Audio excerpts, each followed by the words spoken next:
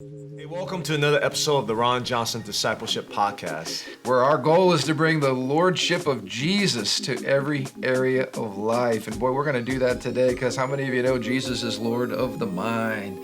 And our minds can cause us a lot of problems. In fact, we're going to talk today about the importance of developing godly, biblical, Christ-centered mindsets so that we're not limited, held back in any way, short-circuiting the purposes of God in our lives. And introduce this book, Andrew, because this book's going to kind of be our launch pad for us. And I know you turned me onto that book, and it's really excellent. Yeah, it started out by me reading, and as I was a teacher, I read a educational book that referred the growth mindset. I've never heard that before.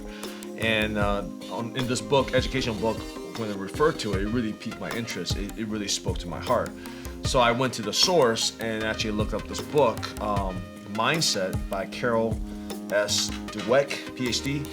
And this book just really hit me hard. Some of the struggles I had ever since I was a child and the things I'm still dealing with right now. Yeah. But it has some real practical application to my life now as a pastor, as a father, and we want to talk about that because we deal with the challenge of mindsets all the time. I mean, this book, by the way, it's not a Christian book per se, but she really addresses the challenges of dealing with people's mindsets, whether it's in the academic arena, athletics, work setting, marriage, relationships. I mean, our mindsets impact all of our lives. Yeah, and even though this is not a Christian book per se, I don't know if the author is a Christian or not. She may be. Yeah. And we don't necessarily agree every point and so forth, but I believe the principles are spiritual. Well worth the read. Yeah, absolutely. Well worth the read. And it kind of ties in, if you've been at Living Stones or been listening online to the series that we've been doing, a while back we were doing a series called Moving Forward. And, when you look at the example of the children of Israel, and here Moses takes them out of Egypt under, the amazing deliverance power of God Almighty, the miraculous demonstration of His glory. Takes him out of Egypt, but the challenge he had was really not a tactical problem of just feeding them or watering them. The challenge he had was an adaptive problem. It was, how do I get these people to actually believe God? Yeah. And how do I get them to change the way that they're thinking, because they're thinking like slaves in Egypt. Well, what was the phrase you said? It's easier to get Israelites out of Egypt than to get Egypt out of the Israelites. Absolutely. And I believe that you're referring to the mindset. Yes. It's the power of the mindset. Yes. And in one passage, it was actually Exodus chapter 14, verses 10 through 12, and I'll read it. But it says, as Pharaoh approached, the people looked up and they panicked when they saw the Egyptians were overtaking them, and they cried out to the Lord, and they said to Moses, why did you bring us out here to die in the wilderness? Yep. Weren't there enough graves in Egypt? And what have you done to us? Why did you make us leave Egypt? Didn't we tell you this would happen while we were still in Egypt? I told you so. We said, leave us alone. Let us be slaves to the Egyptians. It's better to be a slave in Egypt than a corpse in the wilderness. Wow. What a power-packed, pathetic couple of verses that really highlight mindset. Yeah. And identified, I believe, 6 mindsets, because we were talking about when you go through life, life is short, and to maximize our lives for the glory of God, it's really important that you don't go it alone, as I said, but it's also important that you watch who you run with. Yeah. Because when you surround yourself with people with negative mindsets, that negative mindset comes on you. Yeah. And we identify some things here. People that are fearful. They don't want to try anything. They don't want to move out. They don't want to grow. They're afraid. Yeah. Those are people you got to watch, because fearful people will always be pulling you back. We talked about critical people. You know any people like that? Just a few. Just a few. Especially on my Facebook friends. There's people that no matter what you say, no matter what you think, no matter what you're going to try to do, they're always going to tell you why you can't. Or if you talk for 1,000 hours, they'll find, the 10-second burst in which they don't agree with you. Right. So watch critical people. Watch cynical people. Yeah. People that just have a jaded outlook on life, They're always the one that's going to find what's wrong, They're going to not ever look for the silver lining in any situation. Right. And this next one's big. The victim. Yeah. I think I might even preached on the victim mindset, right? It's Yep. the same. It's a Yep. similar mindset. The problem is always Yeah. outside of you. Yeah. It's never you. It's Right. never anything under your Yeah, control. you don't have any control. There's nothing you can do about it. You're being victimized. And then the last two, we've got arrogant people. Yeah. Arrogant people are people that you can't teach anything to. They're not going to grow. They know everything already. They already know it all. Yeah, they've already got all the answers. Right. They already know. We told you this was going to happen. Right. Those are the arrogant people. And then lastly, and this is something we have to watch, it's people with a stubborn mindset. They're deeply entrenched. Yeah. They're not changing. They're not moving. Yep. They're like the giant boulder, that you're pushing and pushing and pushing to try to get them to move forward, but they're just stubborn and they're, not going to do it. Yeah. Those are some biblical examples. Right. But we want to talk today about really just breaking it down into two types of mindsets. And again, mindsets are powerful beliefs. They're beliefs that shape the way we live. They're Right. filters by which we process things. They're like lids Right. that keep us, in our little box Right. of perceived safety. And I was going to address that. A lot of times we don't even understand the mindset we're in because it's like fish doesn't know they're in water. Right. It's so much a part of it. It's such a big part of us. It's our mindset. And sometimes from the outside looking in, I can look at someone. I can be like, okay, you're asking me to give you advice to like troubleshoot a couple things in your life. Yeah. Like put a Band-Aid here, put a Band-Aid here. But what you really need is you need a whole paradigm shift. Yeah. You need that lid to be broken open. You need a complete renewing of the mind. The Bible talks about, right? Yep. About the renewing of our minds, right? Yes, Don't absolutely. be conformed to the patterns of this world, but be transformed in your mind. So in other words, most people are born with a mindset that follows the world. And of course, if we're going to think like the world, it's going to be full of unbelief and doubt and all these 6 plus probably 60 other Right. ugly attributes. Right. That's who we are by nature. And so we're talking today about two categories of mindsets. One that is a fixed mindset, the other that's a growth mindset. Mm-hmm. Describe for anybody who's listening in today, what is a fixed mindset? How would you describe Wow, that? there's many words I want to use to describe the fixed mindset. Basically, the fixed mindset is that your who you are, your talent level, your ability, your skill level cannot really fundamentally be changed. So Okay. you are who you are. You're fixed. Take it or leave It's it. fixed. It's Yeah. in concrete. You're ordained a certain amount of talent at birth, and then some people are blessed and some people are not. Yeah. And you find your identity in those fixed attributes and talents. So if you're smart or you're not smart. If Yeah. you're not smart, that's too bad. I guess I'm just not smart. Yeah. If Yeah. I am smart, then I have to maintain my smartness all through life, which is a terrible burden to bear. Absolutely. Or I'm good at math. I'm not good at math. Yep. I'm athletic. I'm not athletic. The idea is you either are something or you're not, and if you aren't, you can't change, and if you are, then you can't change that either. Right. That's just who you are. In our culture, we talk about just how unjust it is. We label different people. But I think the biggest injustice is when we label ourselves. It's even more powerful. That's When you have a fixed mindset, you label yourself as, I am this. Fill For in the better or blank. for worse. Yeah. But what we learn is, for better or for worse, you can label yourself as being stupid. Or you can label yourself as being smart. At the end of the day, both of those are not good things when it's a fixed mindset. Right. Okay, and we're going to discuss why that's the Now case. compare that with a growth mindset. Yeah. How does a fixed mindset differ from a growth mindset, and why is it so important? Well, the growth mindset basically says, I am not the product of simply this instrument I've been given at birth. That I can grow, I can change, I can learn. There is improvement.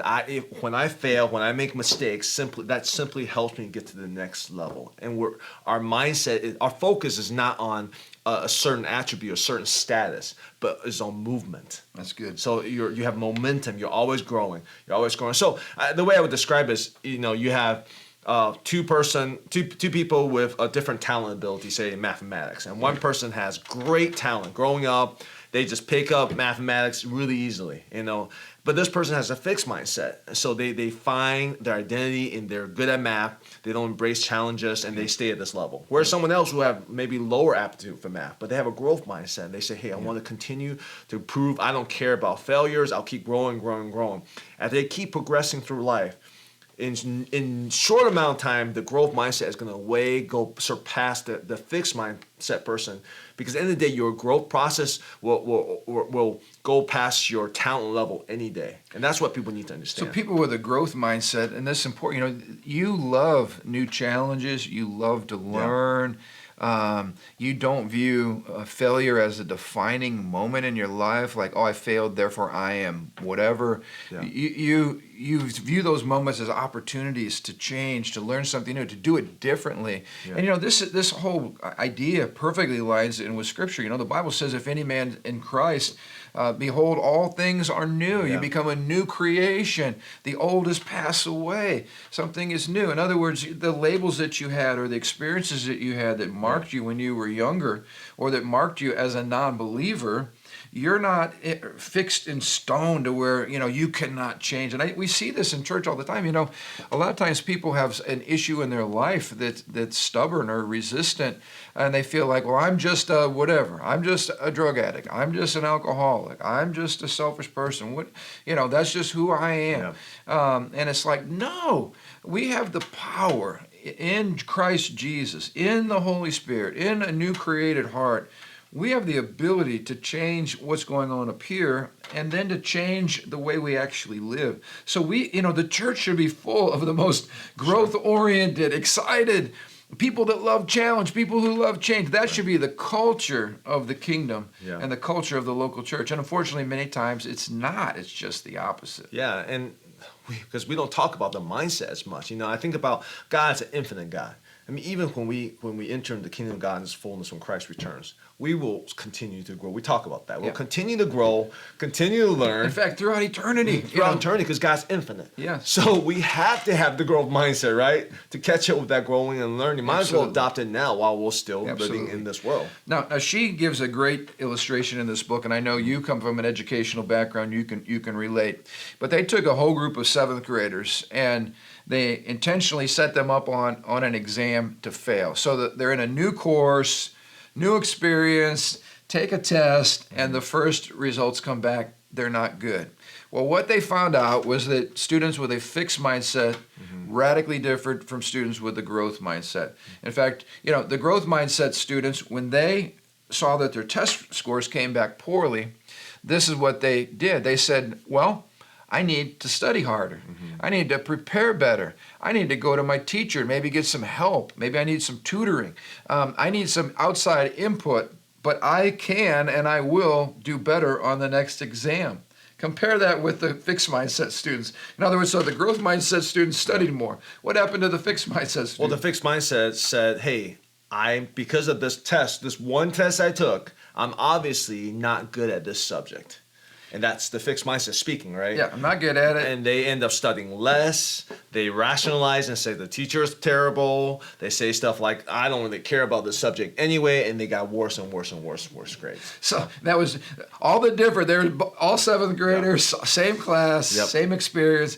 But this gives us a highlight of how powerful our minds are in interpreting data and then determining how we approach everything else. In fact, the other thing that I love from this book was she talked about, and you can probably relate to this coming in, when you came to America, your English wasn't the greatest. Well, I didn't speak any English. Okay, so I can't imagine this. So you come to America, you don't speak any English. Yeah. How old were you? 8. 8 years old. You're thrown into a public school classroom. Yeah. How do you even communicate? I mean, this had to be incredibly traumatic. Okay. And it was special. Some kids thrive in that environment. I have a fixed mindset growing up. That was kind of my personality, and it destroyed me. I hated it. So you're like this girl that was in the book. Okay, Yeah. so she comes in just like you. Yeah. She takes an entrance exam to determine which group she's going to be in. Well, she doesn't hardly know the language, and so they put her in the main class instead of in this group called the Eagles. The Eagles were the ones that soar. The elites. Yeah, they're the elite. Yeah. They're the ones that did really great on the exam. But this girl was an Eagle. She was an Eagle by identity. She just had one bad score. Yeah. But the reason was, again, she's trying to learn the language. She's trying to adapt. So many things going on.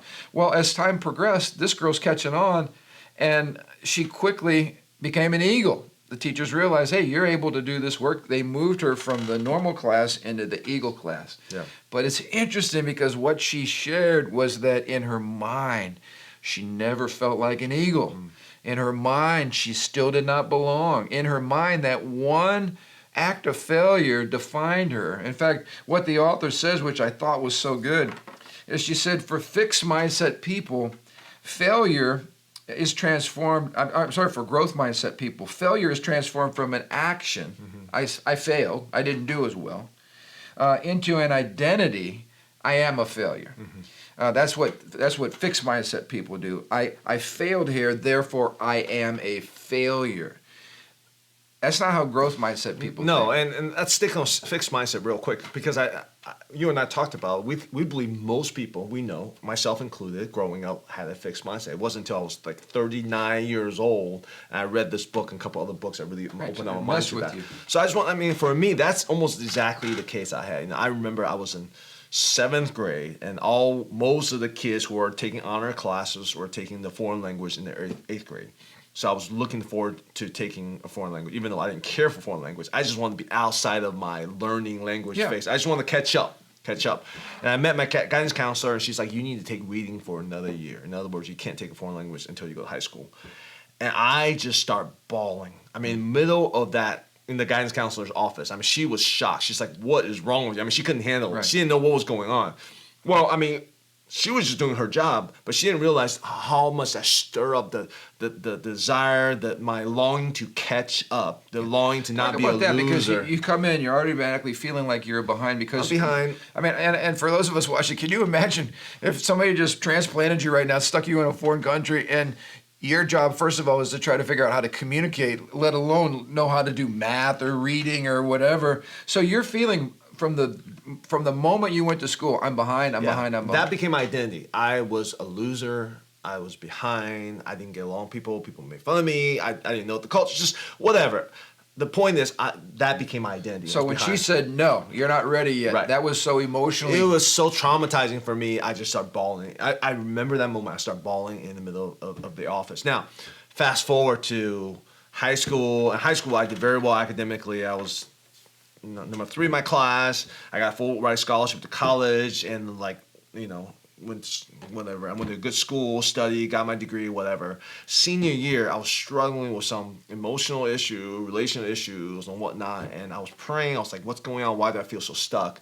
And the Lord told me, that's because your identity is stuck back in, whatever, 4th grade or 5th grade, whatever it was, in which you still feel like you're a loser trying to catch up. So that incident took root in my heart and became my identity. Right. And that identity plagued me. It didn't matter what I was doing academically later. It did not matter one second. So here, you did catch up. In fact, you became a very good student. Yeah, I became a very good student. And yet you still felt like you were a loser. Because when that's your identity, right?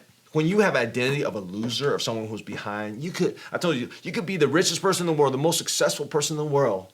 All that's to cover up your identity. Yeah. That's still your identity. Let's talk about the flip side of that, because okay, so you've got the kids who, they take the first exam where they're embarrassed at school and they're like, I'm stupid. Mm-hmm. So instead of working hard to overcome that image that they have, because everybody can learn, they can grow, you can become better. Yeah. They just decide, okay, I have to validate I'm stupid, so I'm not even going to try because I don't want to do anything that would make me look foolish. Okay, yeah. So that's the tough side of that. The other side is you've got kids that are naturally gifted, naturally talented, naturally good looking, naturally athletic, and so what does our society do as parents and as teachers and people in the community? We say, oh, Andrew, you are so smart. Right. We go to this person. Oh, you are such an amazing athlete. Oh, you are so talented. And so they start, again, developing their worth around that label. How does it work the other way? So, like, if you're the genius, you're always the smartest one in the room. Right. And all of a sudden, you don't do well. Right. How does that create a crisis? So I'm laughing is because somehow I got both of those in me. I dealt with both of those issues, right? So even though when I first came to the United States, I felt behind language and history and all these different things, because I studied math in Taiwan and they were higher or more advanced in math. When I came to the United States, I mean, So I that was way more easy advanced. for you. It was easy for me, and I latched because I felt so insecure in other areas. I latched on to the identity. I'm at least good at math. Right. I'm at least good at math. So that became my identity that I was good at math. The problem with that, like you said, was whenever anything challenged that identity, whenever I hit a math problem I couldn't do, instead of pushing forward, it challenged not just my math skills, it challenged my identity, my security, the my one heart. area that you were secure That I was in. so protective of. Yeah. So what happened was that I shied away from anything that could truly challenge me. I did not push myself. I did not stretch myself because the pain of being exposed as a phony was so strong I couldn't handle it. So I didn't really push myself. So what happened actually was in college. So, in high school, I was with a crowd, different crowd. In college, now I'm with some of the best students in the country.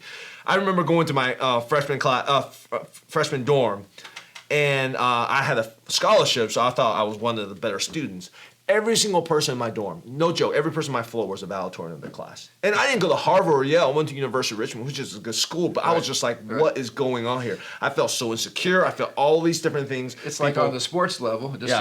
My dad was a tremendous athlete. Yeah. He got a full ride to a Division I program. Yeah. He was all-state football in high school. He goes off to this D1 program. Everybody on the team was all-state. Yeah.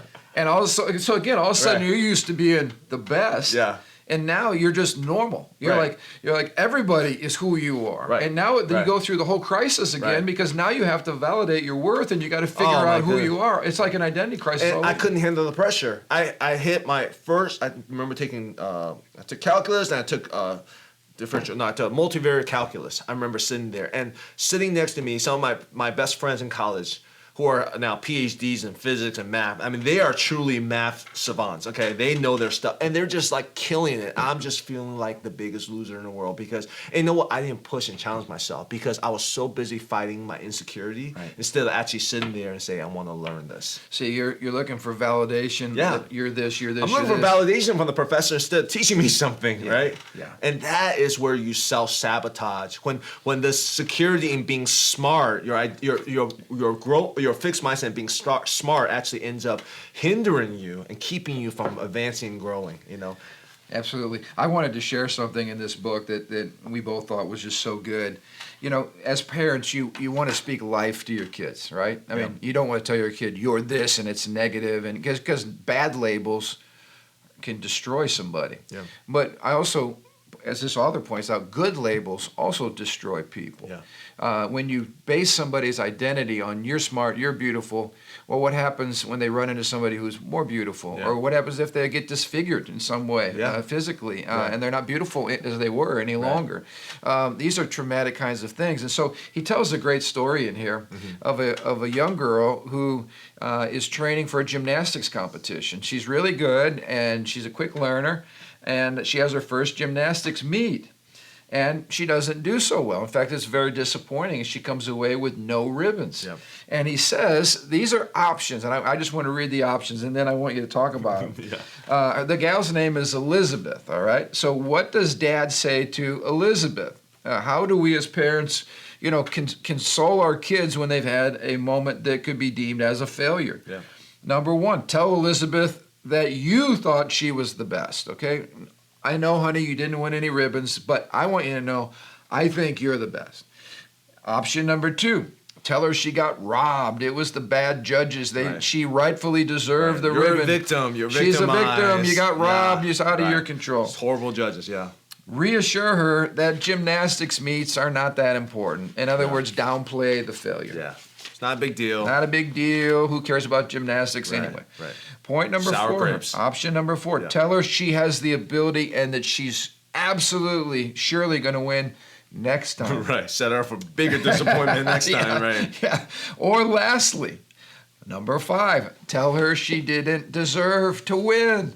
And when we look at our culture today, I think option five, you didn't deserve to win, is an option that nobody or hardly few parents would even think about choosing. And yet tell us, why does that really help her the most as a growing person? Yeah, it seems callous and harsh. And we don't want to say it like, no, you didn't deserve I think the author said, like, don't say it like that. But she said, I think this is a real life case. She said the father actually said to the daughter and said, hey, baby, look, the bottom line is you're good, but you weren't as good as these other girls. But if this is really important for you, that's train even harder. Yeah. You set realistic and he expectations. Also said, look, if you don't want to be in competitions and you just want to enjoy gymnastics, then we don't have to do this. In other words, your identity isn't as a world-class Olympic gymnast. I'm not putting this on pressure on you. Right. What do you want to do? But if you want to go and you want to win ribbons, you're going to have to work harder. Right. But you can, and I believe in you. Yeah. You can do it. Right. But it's going to take some practice, and you're going to have to work a lot harder. Yeah, give them a dose of reality and saying work. Basically, what the father's setting example for this daughter is, you can do it, but you need to put in the work. You actually need to grow. Have the power. Right. And let's embrace this as an opportunity. This isn't a failure. Right. This is an opportunity to grow. Right. And you can learn some things from some of the other gals. You can practice your routines more. There's stuff that you can do to really learn this. But yes, you have the ability to do it if you want to do it. Absolutely. And that empowers people. If you play the victim card, there's always going to be bad judges out there, and shame on the judges. But then you're a victim because there's nothing you can do to change the judge's mind because they're bad anyway. Then that actually depowers her. That gives her no motivation to even try, right? But this father turned it into a positive experience that said, hey, this was your first meet. It's not your last meet. Yeah. There'll be more meets. Right. This is your first, results, but they're not your final results. You can grow. Yeah. And, that encourages people to become all that they can be. It's that growth mindset again that says, I'm not defined by this failure.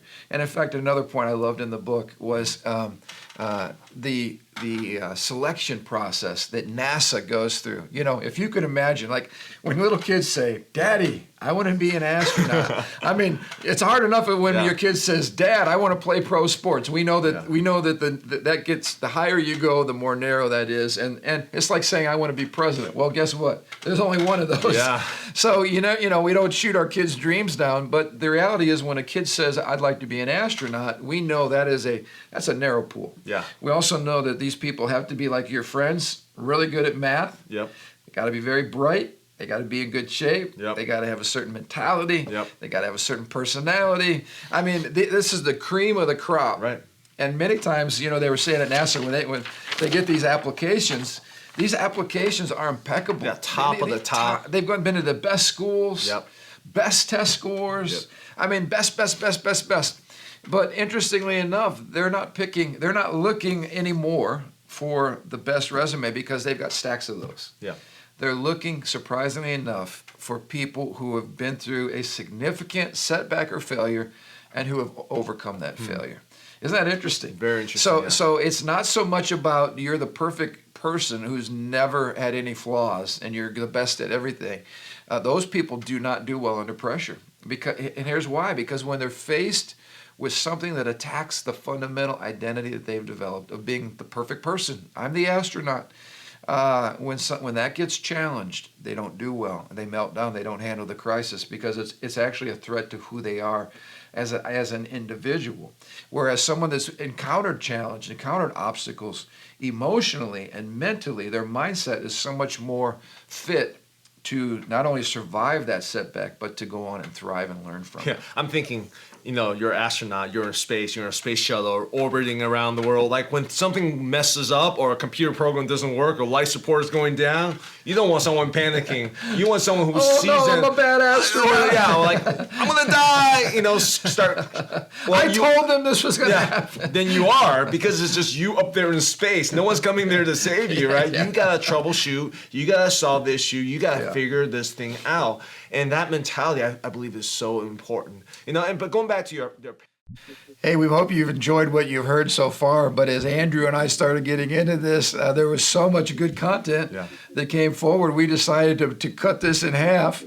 So we're going to pause right here. But we want to encourage you to come back next week because we really talk about a lot of important things. We talk about parenting. We talk about marriage.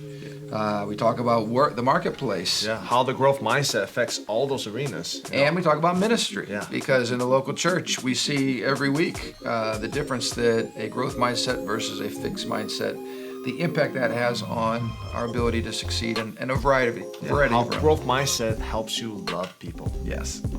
So Hey, stay tuned. there's a lot of good stuff coming next week, but we sure hope you've enjoyed this week. And what would you say by way of maybe something practical people can do to apply it for this week? I would say, hey, think on your own. In what areas of your life do you say, that's not me?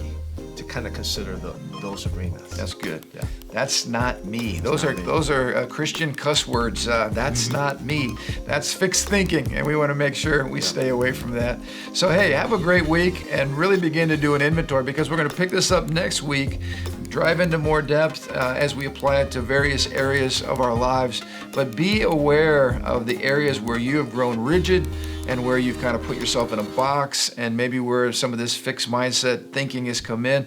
Also do an inventory of some areas where you're growing, where you're stretching yourself, where you're embracing new challenges. And I think you'll have some fun just being aware of these things, cropping up in our lives. So until we meet again next week, See you next have a week. great week.